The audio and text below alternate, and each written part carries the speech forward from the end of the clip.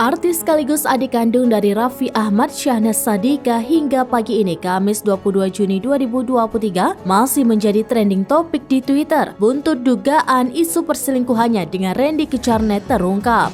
Ada lebih dari 55.000 cuitan Twitter yang membahas dugaan perselingkuhan Syahnaz Sadiqah dengan Randy Kecarnet.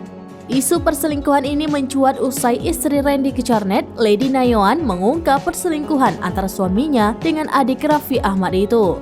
Dalam unggahan di akun Instagram pribadinya, Lady mengungkapkan bahwa ini bukan kali pertama suaminya dan Syahnaz selingkuh.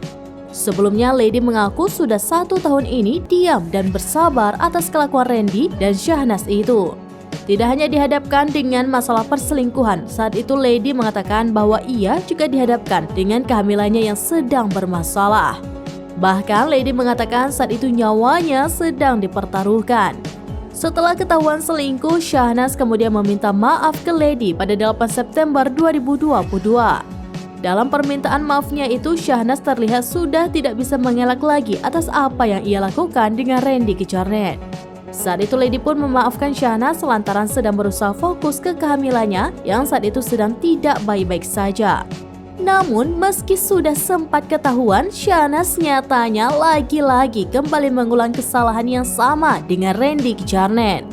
Syahnaz Sadiqah dan Randy Kecarnet pun kembali kepergok selingkuh.